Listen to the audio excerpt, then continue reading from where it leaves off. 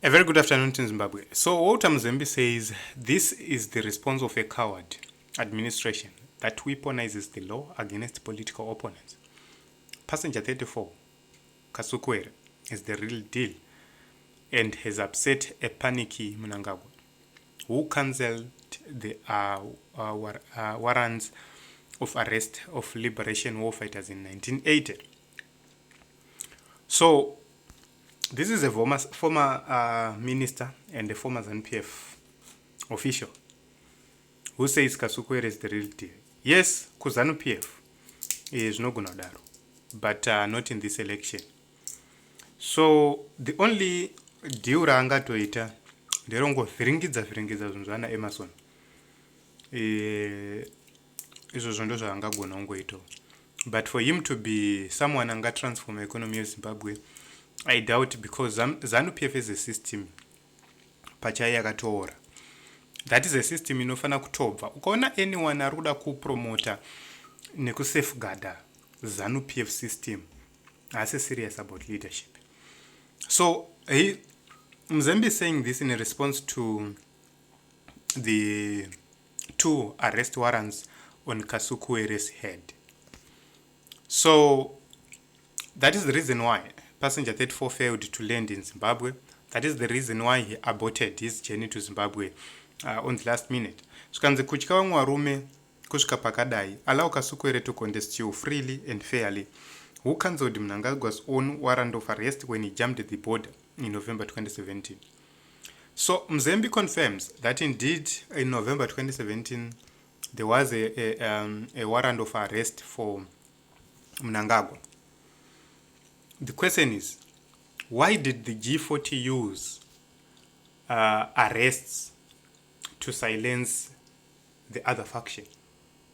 Because urikuona magema aivapo ndekuti G40 yairwira kutora, Lacoste ichirwira kutora, and G40 used the police to try and silence the other counterpart. Apa ndio umwe mchindi azoshandisawo masoja. So you see that abuse of power yakaitwa for a very long time.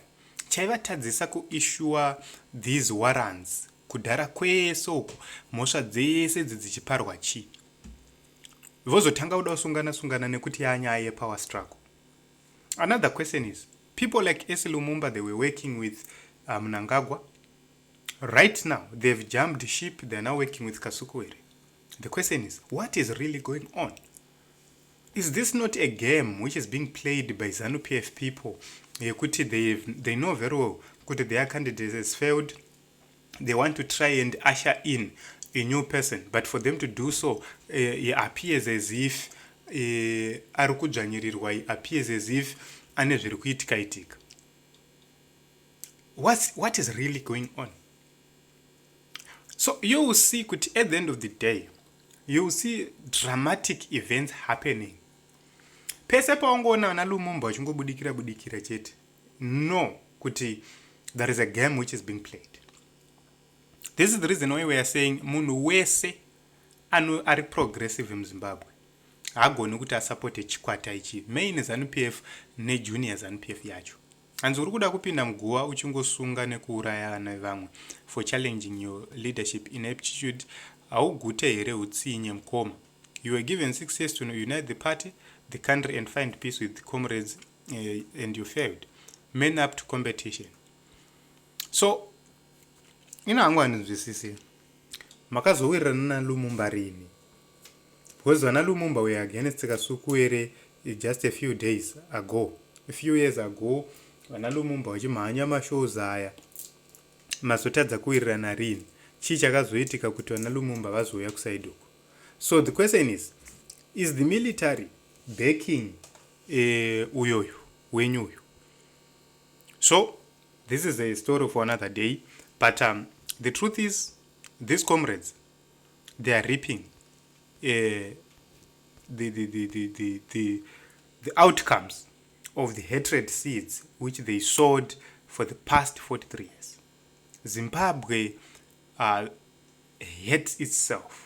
We have seen ZANU-PF unleashing terror on its people for a very long time, since 1998 up to this day. but these comrades when they were in ZANU-PF vaiona sekuti zvakanaka. Right now vaakunze vaakuchema chema. So I don't know guys, let us talk in the comment section, but tiri kuti munhu wese ngaende kuna Chamisa, munhu wese enda unovhotera Chamisa.